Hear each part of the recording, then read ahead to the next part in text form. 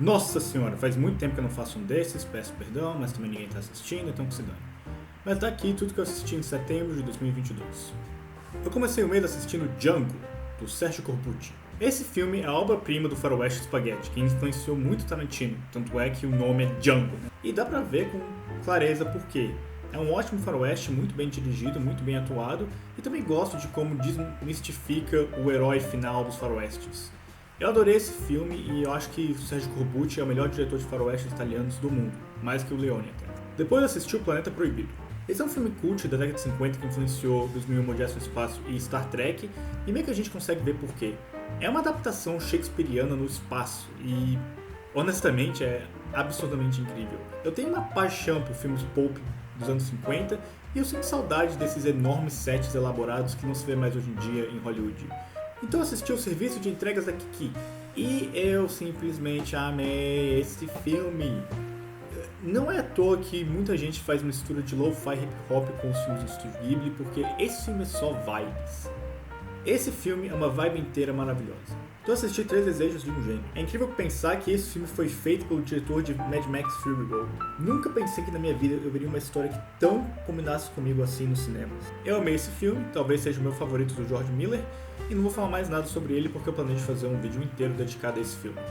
Assista, por favor, é meu filme favorito do ano até agora. Então assisti a Jugular Blindada. Esse é um dos primeiros trabalhos do John Woo e eu tenho que dizer que não é muito bom. Não me entenda errado, as cenas de ação são incrivelmente bem feitas e bem executadas, mas o filme não tem nada além disso. Eu sei que é um pouco estranho querer mais alguma coisa no meu filme de artes marciais, mas eu queria um pouco de personalidade. Esse filme não é nada de diferente dos centenas de filmes de artes marciais que existem por aí, e como alguém que já viu o melhor que o gênero tem a oferecer, esse filme não é nada mais nada menos que mais do mesmo. Foi bom, eu me diverti, mas eu provavelmente não verei de novo. Então assisti a versão tcheca de Bela e a Fera e nossa senhora! Eu acho que a Bela e a Fera é meu conto de fada favorito e ver executado de uma maneira que não esperava foi muito interessante. A fera desse filme é mais próxima do livro original e não há muito mais o que falar. E ver essa história no contexto tcheco foi interessante. Não tem nada de espetacular em termos de direção, porém o filme não precisa de algo espetacular. Esse filme é completamente diferente da versão do Cocteau da Disney, mas foi bom ver uma perspectiva nova de uma história tão antiga. Eu gostei desse filme. Então assisti o Barato de Icanga, um documentário sobre o Woodstock brasileiro. É um documentário sobre um dos maiores festivais da história do Brasil. Não tem muito o que falar, eu simplesmente amei esse filme e recomendo que vocês assistam. Então assisti Morgiana, do mesmo diretor de A Bela e a Fera. Esse é um exemplo de como você pode ser criativo com sua câmera. A personalidade dupla da atriz principal foi incrivelmente bem executada. E eu simplesmente não consigo aceitar como é que esse cara fez algum desses efeitos de câmera em 72. É uma história bem interessante e uma história bem pouco convencional. Talvez eu ache que esse diretor, que o nome agora me escapa a cabeça, se torne um dos meus favoritos. Eu simplesmente amei esse filme.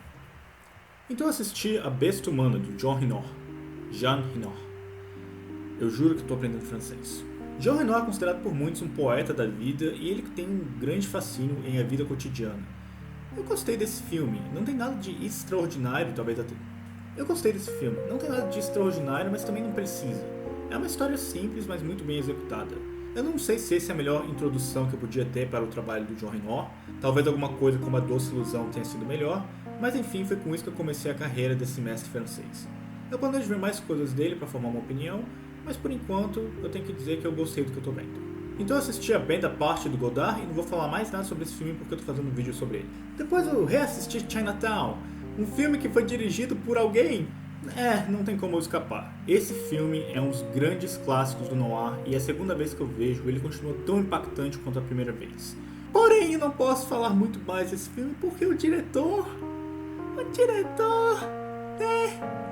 Então eu assisti a Estalagem do Dragão e foi razoável. Esse é considerado por muitos como um dos primeiros grandes clássicos do Kung Fu e eu meio que não consigo ver isso. É um bom filme, bem executado, mas não é nada mais além disso. O mesmo que eu falei sobre o filme do John Woo pode ser dito sobre esse filme. A diferença é que esse filme é mais antigo e por isso tem um impacto histórico mais importante.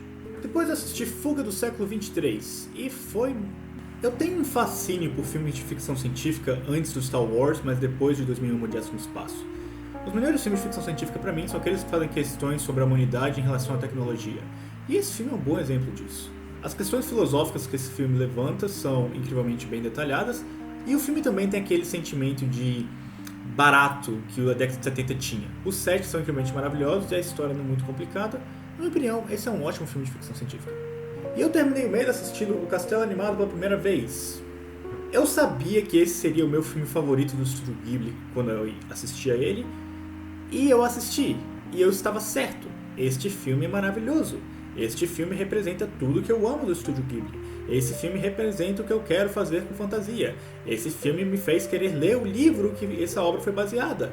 Esse filme é fantástico. Esse filme é maravilhoso. Eu não tenho mais adjetivos para falar o quanto eu amei esse filme. É isso. Então foi isso que eu assisti em setembro. Prometo não demorar mais tanto assim para lançar um vídeo. E vejo vocês no próximo.